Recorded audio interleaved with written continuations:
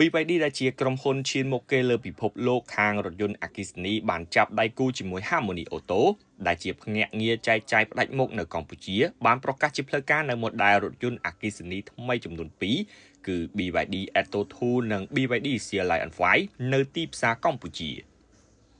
ជាមួយនឹងដំណើរការដ៏ល្អបច្ចេកវិទ្យាឈានមុខគេនិងតម្លៃប្រកួតប្រជែងល្អ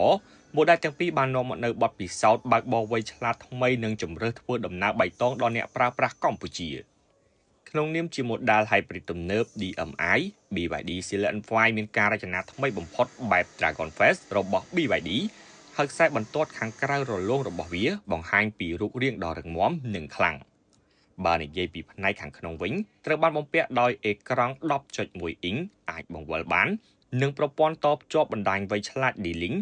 ដែលគ្រប់គ្រងការបញ្ជាដោយសំឡេងការអាប់ដេតពីចម្ងាយនិងមុខងារឆ្លាតវៃផ្សេងទៀតដែលអាចធ្វើឲ្យការបើកបរកាន់តែងាយស្រួលនិងឆ្លាតវៃ BYD Atto 2 ជា model អគ្គិសនីសុទ្ធរបស់ BYD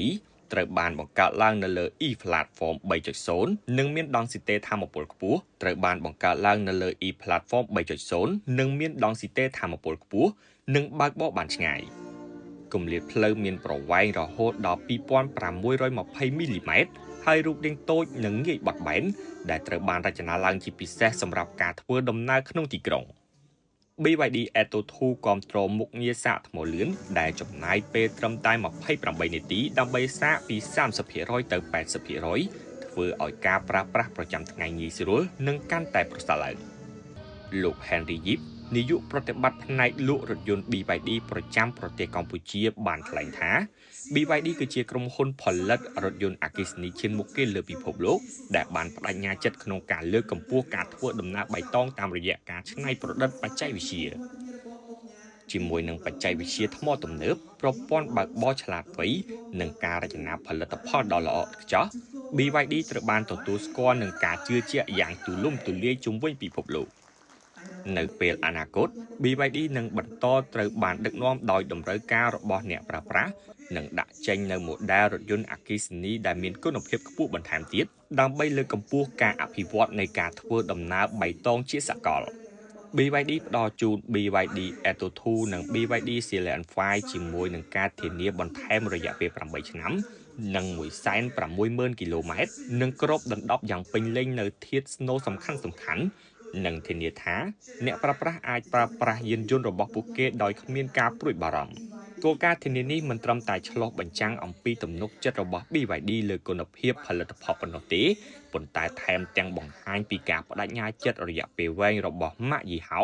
និងសេវាកម្មយ៉ាងដិតដល់ជូនដល់អ្នកប្រើប្រាស់ផងដែរចំពោះតម្លៃផ្លូវការសម្រាប់ទីផ្សារកម្ពុជា BYD Atto 2 មានតម្លៃត្រឹមតែ$22,300 និង BYD Sea Lion 5មានតម្លៃត្រឹមតែ$25,800លោកយ៉ាងឆៅ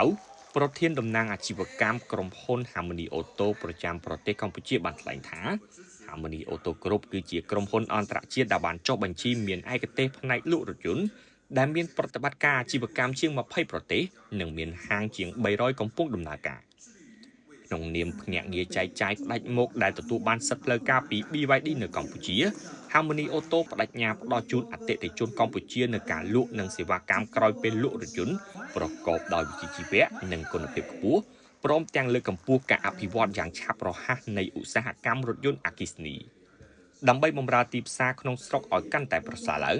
ក្រុមហ៊ុន BYD និង Harmony Auto មិនត្រឹមតែបានរៀបចំគម្រោង flagship store ទំហំ 13,000 ម៉ែត្រការ៉េនៅរាជធានីភ្នំពេញប៉ុណ្ណោះទេ